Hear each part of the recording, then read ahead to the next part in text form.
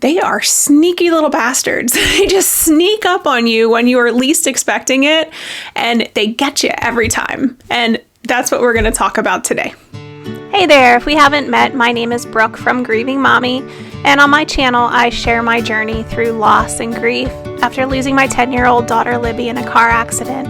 I also help other people that are going through the grieving process. So my daughter loved M&M yogurt. Like freaking loved it, was obsessed with it. She ate 4 of those little M&M yogurt containers pretty much every single day, so I had to buy it all the time. Months and months after she died, I am sitting at my desk at work.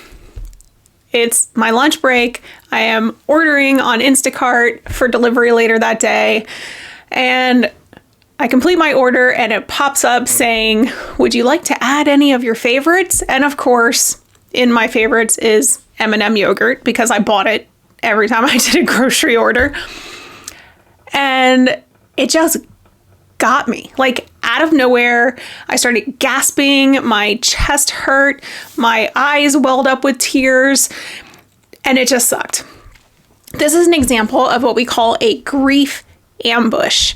An item in the grocery store, a song on the radio, heck, even a person in a crowd that looks like your person that you've lost. They don't always make you cry, but they do always take your breath away. And a lot of times they leave you just overwhelmingly sad or angry or depressed or just consumed by grief for that moment. Grief ambushes are totally normal. They are nothing to worry about. They will happen pretty frequently early on in grief. I mean, multiple times per day, probably. And then gradually they tend to kind of dissipate and you get fewer and fewer as time goes on. But honestly, you will have them forever. They might lessen with frequency and intensity, but they definitely still happen no matter how far out you are from losing your loved one. So how do you deal with grief ambushes? You don't, really. You don't. You just let them happen and you feel them because that is what's best for your grief. But Brooke, you're probably thinking, aren't you going to offer us some wise words of wisdom on how to deal with these stupid things?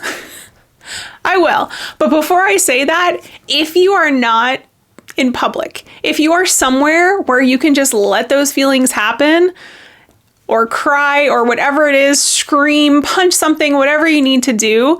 Honestly, that is the healthiest reaction to a grief ambush. But I understand sometimes we're in the middle of the freaking grocery store, or we're out to dinner with our friends, and these things happen, and we don't want to make complete fools of ourselves. So I'm going to give you some tips for how to deal with these sneaky grief ambushes.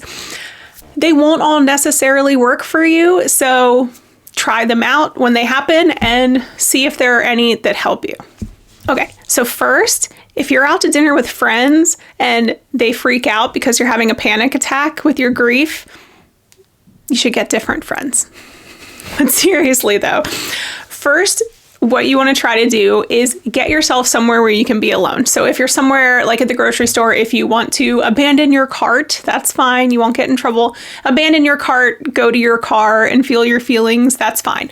Or if you're out to dinner with your friends and you need to excuse yourself to go to the restroom, by all means, go ahead and do that. The first thing you want to try to do is just take some deep, long breaths. Bonus points if you actually count in and out. So breathe in, 2, 3, 4, 5, out, 2, 3, 4, 5. Actually concentrating on the counting can sometimes distract your mind and lessen those grief ambushes that you're having. My second tip is if you are somewhere where you have access to writing utensils, journaling your thoughts or your feelings, even if it's not a journal. I mean, you can write on a napkin in Starbucks, wherever you are. If you can find something to write on, just the simple act of writing down those feelings can be extremely helpful just to get what you're thinking out on paper and kind of get it out of your system. Tip number 3. Some people find it helpful when grief ambushes happen to have a mental dialogue or conversation with your lost loved one.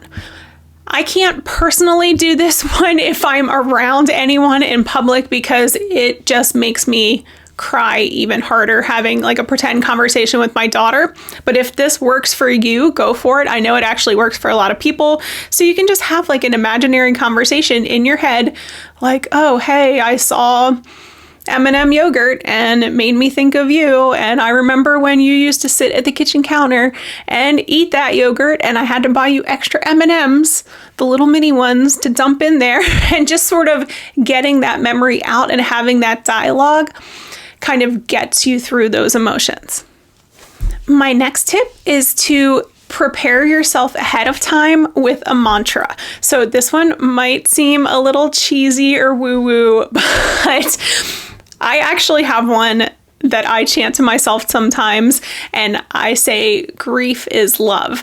So it just reminds me that these attacks are happening, these ambushes are happening because of the overwhelming and amazing love that I had for my daughter. So if I need to just think something else and get my mind off of whatever thought I'm having that is not suiting me at the moment, I just sort of breathe and in my head just think, grief is love, grief is love, grief is love. Again, a little bit woo-woo, and the first couple times you do it, you're probably going to feel really weird, but it can actually work, and you can pick whatever mantra you want, and just use that to chant to yourself, and hopefully distract your mind away from that ambush. The biggest thing to remember, friends, is go easy on yourself. In all honesty, if you have to have a breakdown in the grocery store, have your breakdown in the grocery store. Again, completely normal. Just because you're having grief ambushes does not mean that you're moving backwards in your grief. Some people think if they're 2 years, 3 years, 4 years out, however long out, and you're still having these attacks every now and then, that, oh my gosh, I'm not over it. I'm not moving on. Yes, you are. You are. You will have these memories. I mean, your memories of your loved one are going to last. So these moments where you become overwhelmed with sadness because of that loss, it's totally normal. And it will happen for a very, very long time, possibly forever. So just, again, go easy on yourself. Know that it's normal. Try to get through it as best you can. Try to feel those feelings when you can. If you need to get yourself some hot chocolate and a blanket and cozy up and watch some trash TV to kind of help you out, that might be a good idea, because sometimes these grief ambushes, if they're particularly bad, they can just sort of leave you feeling in a funk, like you have a weight on your chest, just with a general sense of sadness. Do something for yourself. Self-care. I know it's preached a lot, but self-care, take care of yourself. Do what you need to do, okay, to comfort yourself. Talk to other people if you need to talk to other people. But hopefully those tips will help you for that in the moment, overwhelming sensation that you're having when those grief ambushes happen. If you found these tips helpful, I would love it if you would hit the like button or subscribe, and I look forward to seeing you next time. Here is another playlist that I have up here with more tips and tricks for dealing with your grief. I will see you guys next time. Much love. Bye.